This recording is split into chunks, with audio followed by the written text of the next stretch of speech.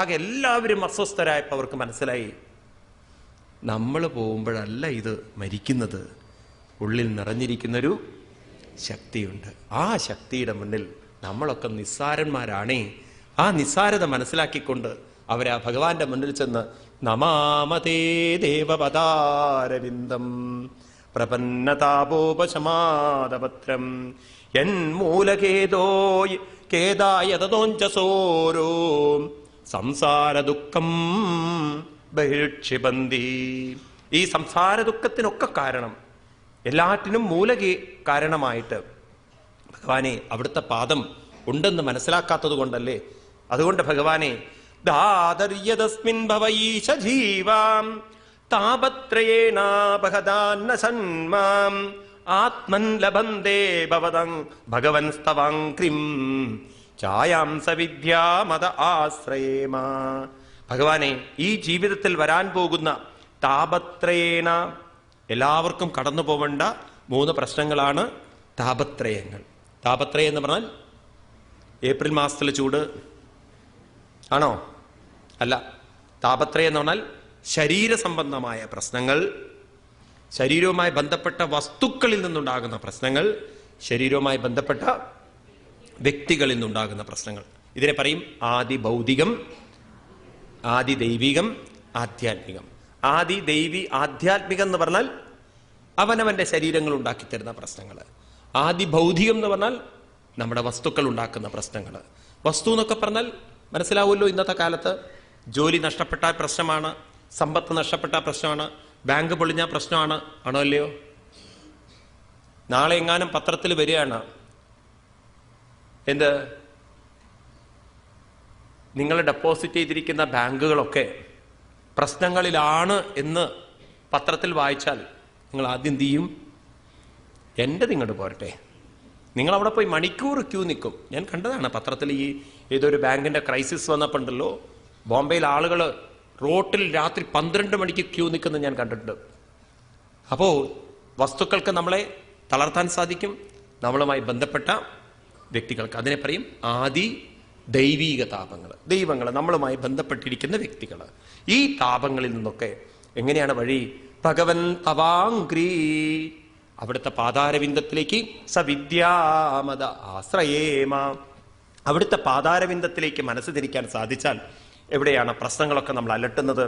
അതിനെന്ത് വേണം? മാർഗന്തിയത്തെ മുഖപത്മനീരേ ചന്ദസ്സുവർണൈ ഋഷയോ വിവിക്തേ യസ്യാഗമശോധ സരിദ്ധരായ പദം പദം തീർത്ഥപദ പ്രപന്ന.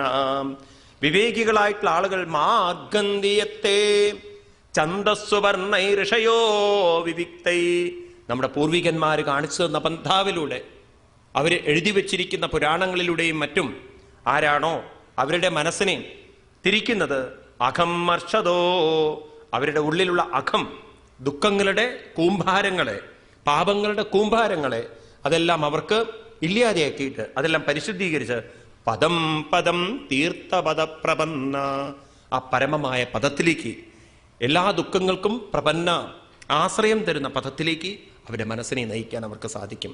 അതിനെന്ത് വേണം? യൽ ശ്രദ്ധയാ ശ്രുതവത്യാ ഭക്ത്യാം സംഋജ്യമാനേ ഹൃദയേവദായ ജ്ഞാനേന വൈരാഗ്യബലേന ധീരാ പ്രജേമ തത്രേങ്കി സരോജപീഠം. ശ്രദ്ധയാ എന്ത് വേണം?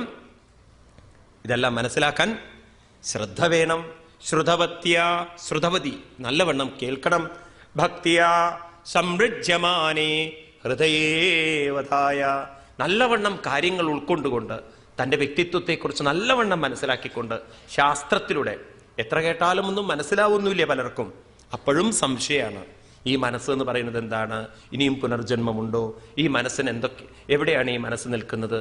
നമ്മുടെ വ്യക്തിത്വത്തെക്കുറിച്ച് നമുക്ക് വ്യക്തമായ ഒരു ധാരണ ഇല്ലെങ്കിലുണ്ടല്ലോ, മനസ്സിനെ കൊണ്ട് നമുക്ക് എവിടേക്കാണ് കൊണ്ടുവരേണ്ടതെന്ന് നമുക്ക് മനസ്സിലാവില്ല. നമ്മളിങ്ങനെ അമ്പലങ്ങളിലൊക്കെ പോവും, അപ്പോഴും നമ്മൾ തിരിച്ചറിയുന്നില്ല എന്താ ഈ സംഭവിക്കുന്നതെന്ന്.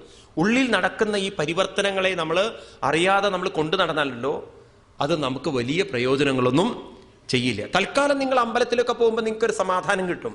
പക്ഷെ നിങ്ങൾ അറിയുന്നില്ല എന്തുകൊണ്ട് എനിക്ക് സമാധാനം കിട്ടി. എൻ്റെ മനസ്സ് ചിന്തകളിൽ നിന്ന് ദുഃഖങ്ങളിൽ നിന്നൊക്കെ ആരിലേക്ക് മാറിയിരിക്കുന്നു? ഭഗവാനിലേക്ക് മാറിയിരിക്കുന്നു. അതെങ്ങനെ മാറി? ഞാൻ അങ്ങോട്ട് നോക്കിയപ്പോൾ ആ രൂപം, അവിടുത്തെ വിളക്കും എല്ലാം കൂടി കണ്ടപ്പോൾ എൻ്റെ ശ്രദ്ധ എന്നെ മറന്ന് ഭഗവാനിലേക്ക് വന്നു. അപ്പൊ എൻ്റെ ദുഃഖങ്ങളും വിഷമങ്ങളും പോയി. അപ്പൊ ഇതിന് പോവാൻ കാരണം ഇവിടെ ഒരു മാറ്റം നടന്നു.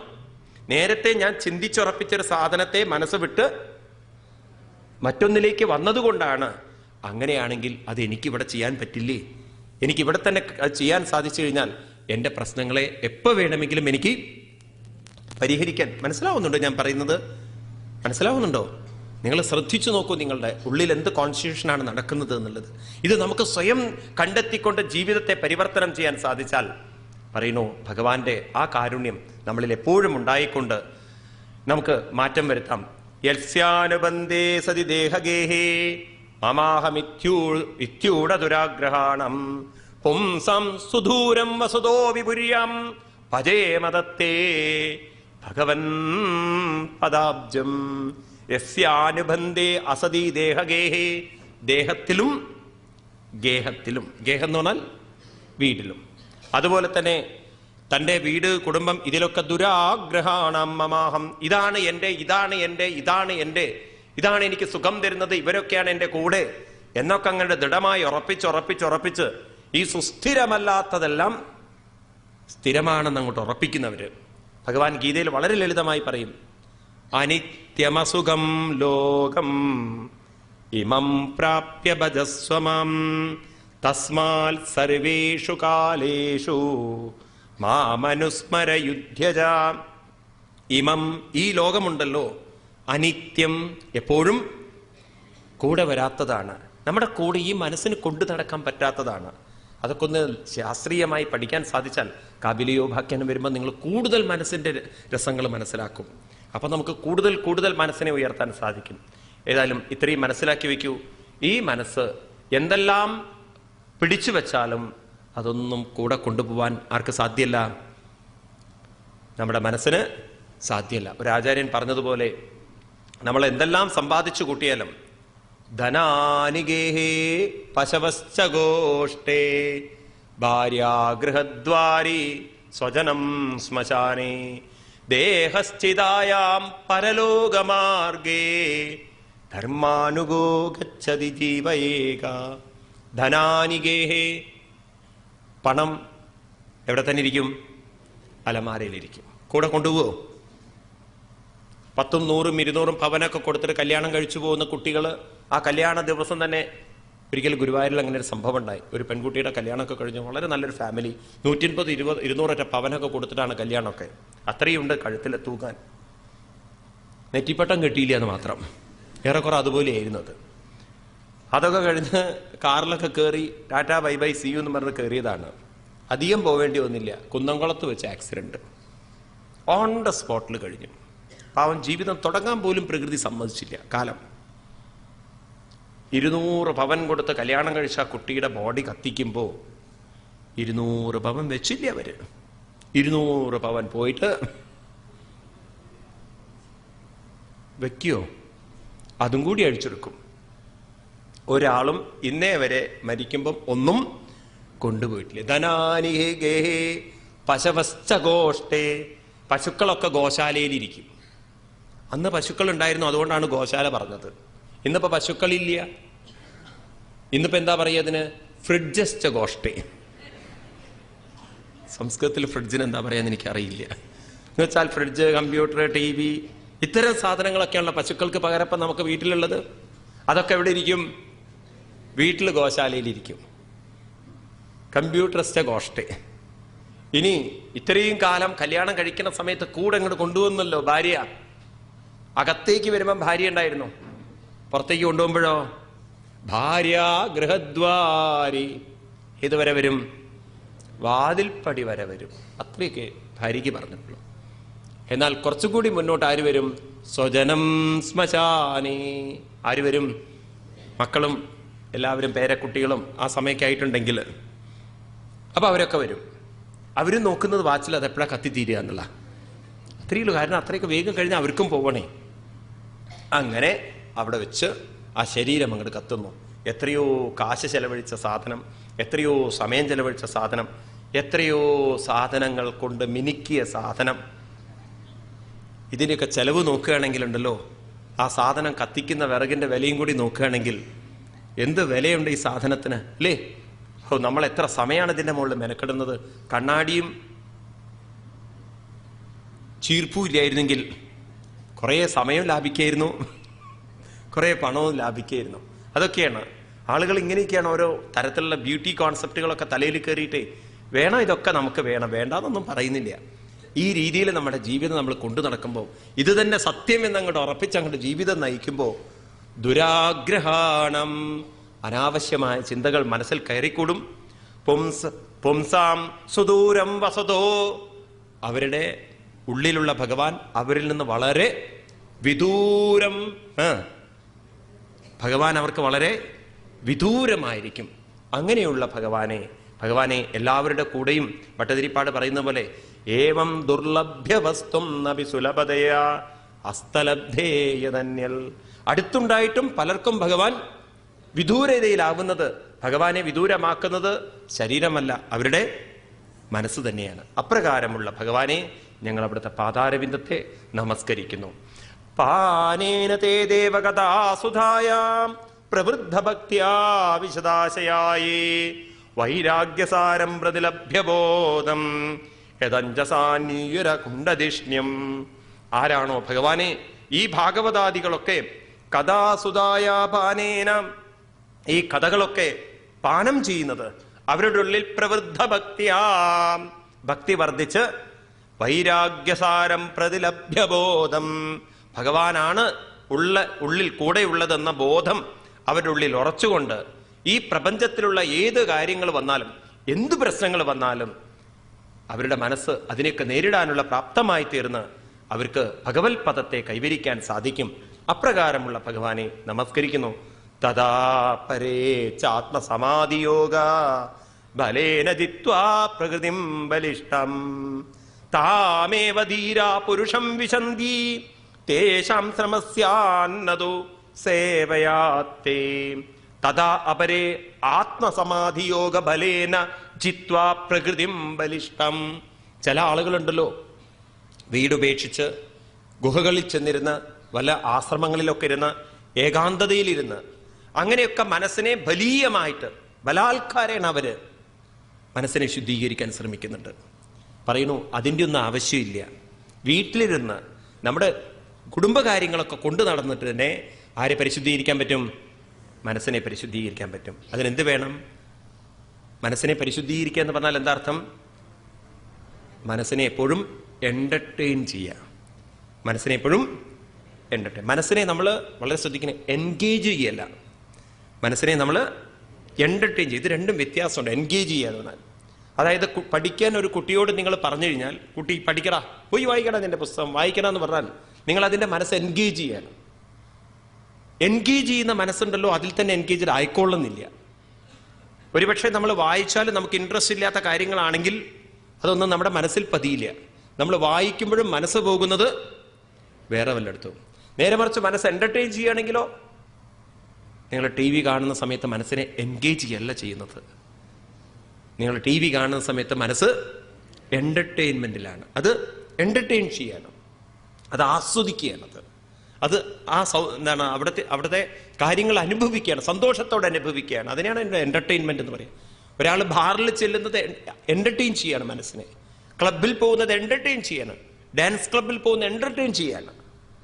പക്ഷെ നമ്മൾ ഇതിൽ എന്റർടൈൻ ചെയ്യണം?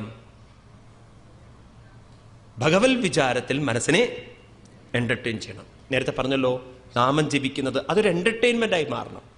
അതുപോലെ കീർത്തനങ്ങൾ പാടുന്ന ഒരു എന്റർടൈൻമെന്റായി മാറണം. ഭാഗവതം വായിക്കുന്നത് ഒരു എന്റർടൈൻമെന്റായി മാറും. വെറുതെ ഒരു ചടങ്ങ് പോലെ വായിച്ചിട്ട് കാര്യമില്ല. ഒരു സംഗീതത്തിൽ നമ്മുടെ മനസ്സ് ഇൻവോൾവ് ചെയ്യിച്ചിട്ട് കാര്യങ്ങൾ മനസ്സിലാക്കിക്കൊണ്ട് അങ്ങനെ നമ്മൾ വായിക്കാൻ ശ്രമിച്ചു കഴിഞ്ഞാൽ അതൊരു എന്റർടൈൻമെന്റ് ആണ്. അങ്ങനെ നമ്മുടെ ജീവിതത്തെ നമ്മൾ അതിലേക്ക് ഇങ്ങനെ കൊണ്ടുവന്നു കഴിഞ്ഞാൽ, ഒന്നിൽ എൻഗേജ്ഡ് ആയാൽ, ഒന്നിൽ എന്റർടൈൻ ചെയ്താൽ ബാക്കിയുള്ളതെല്ലാം മനസ്സ് മറക്കും. മനുഷ്യ മനസ്സിന്റെ വലിയൊരു മഹത്വമാണിത്.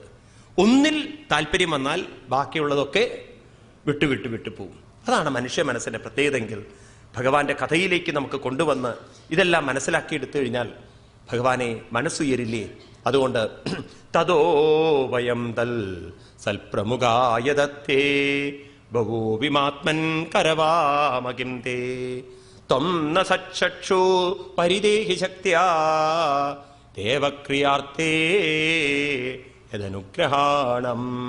തതോ അതുകൊണ്ട് ഭഗവാനെ ഈ സൽപ്രമുഖായതർത്ഥേ ഏത് കാര്യം എങ്ങനെ ചെയ്യണം എന്നതെല്ലാം അങ്ങയോട് അങ്ങ് ഞങ്ങൾക്ക് വളരെ വേണ്ട വിധത്തിൽ ഉപദേശിച്ചു തന്നു. ഭഗവാനെ ചക്ഷുക്കൾ ഇന്ദ്രിയങ്ങൾ പറയണ ഞാൻ കാണണം, ഞാൻ കേൾക്കണം, ഞാൻ രുചിക്കണം, ഞാൻ വാസനിക്കണം എന്നൊക്കെ അങ്ങ് നിർദ്ദേശിച്ച പോലെ തന്നെ ഞങ്ങൾ അങ്ങയുടെ ഒരു ദാസന്മാരായിരുന്ന് സേവനം ചെയ്യാമെന്ന്. ഇതാര് പറയാണ്? ആരോട്?